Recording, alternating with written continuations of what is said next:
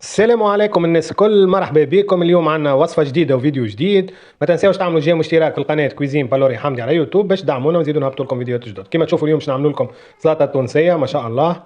تو كاش تعداو نوريكم الوصفة نتاعنا كيفاش.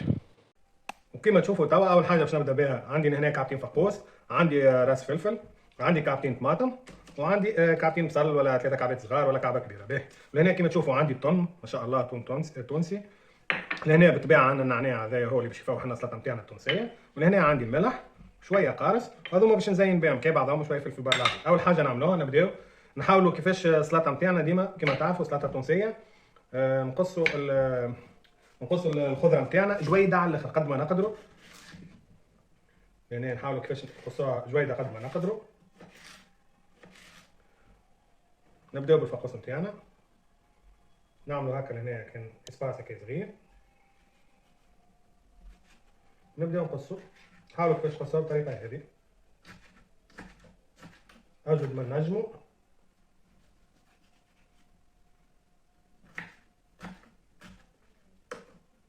كما تشوفوا قصوه بالطريقه هكا هذه. كملوا قصوا الفقوس نتاعنا وبعد تعديو للباقي الخضره.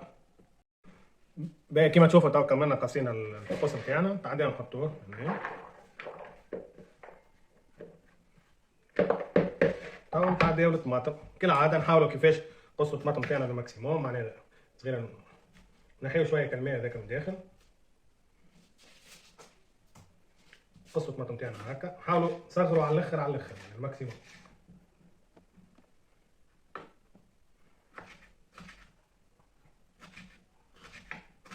قصوا تاع الطماطم نتاعنا هكا، نكملوا قصوا الطماطم نتاعنا وبعد تعديو للفلفل. كيف نكملوا نقصوا الكعبه الثانيه نتاعنا هذيا كما قلت لكم، يعني نحاولوا نقصوا صغير على الاخر بالشكل هذايا، خاطر السلطه التونسيه تجي هكا. حاولوا تصغروا على الاخر كما تشوفوا.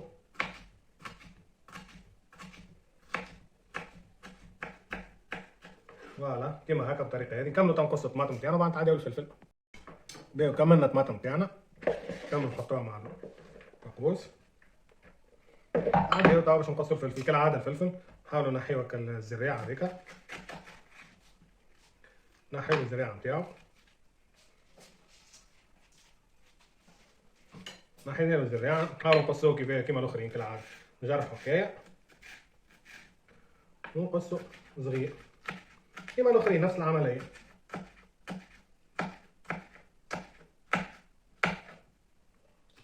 كما نقص الفلفل نتاعي.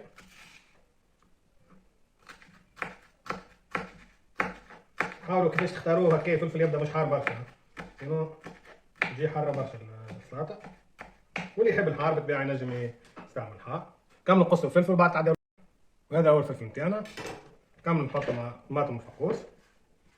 تو نتعدوا بالبصل المرحله الاخيره. نسيت ما قلت لكم، فما شكون يحب التفاح، اللي يحب يحط تفاح يحط، واللي ما يحبش ما يحبش. انا ما نحبهاش بالتفاح، فما بالك تعملها بالتفاح. كملوا نقصوا البصله نتاعنا، نحاولوا كيفاش نقصوها بالطريقه اللي وريتها لكم تاع قبل.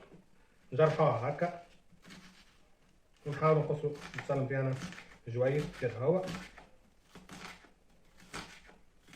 لازم يكون بالطريقه هذه صغير هكا. كملوا نقصوا البصل نتاعنا وبعديك تعداو للتفويح.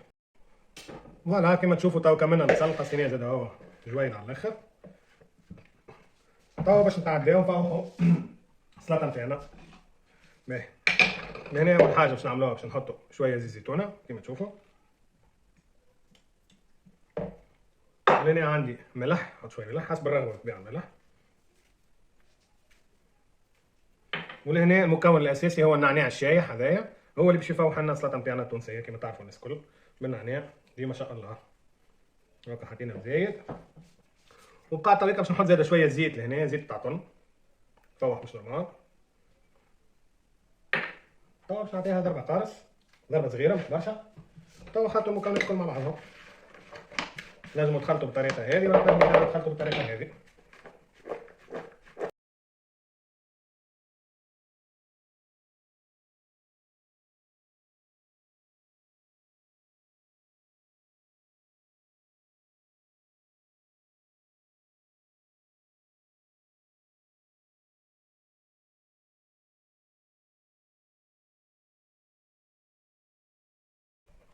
وهذه هي السلطه نتاعنا ما شاء الله ريحه فيها مش نورمال. تو كنت عارف باش نقدموها باش نزينوها بالطن وبشويه فلفل بار العبيد وشويه العظام هذا مسموط. باهي تو كيما تشوفوا باش نعديو نقدموها. نحطو صحن هكايا، نحطو السلطه نتاعنا،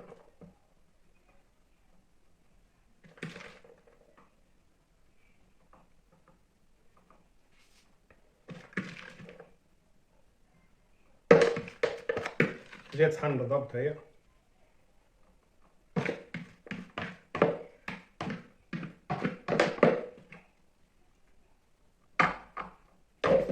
تو نتعداو نزينوها. باهي لهنا باش ناخذ شويه عظم، نحط هكايا العظم. تو كل واحد يبقى الزينه كل واحد كيفاش يحب، ماهيش معناها حاجه مهمه. تعرفوا انتوما بالعظم نعملوها عظم مسموط احنا. فوالا نزينها هكا بالطريقه هذه. نحط شويه فلفل بار العبيد هكا على الجناب.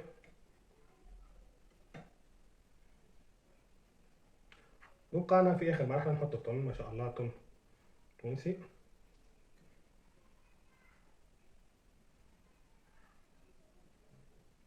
زينوها بالطريقه هذه.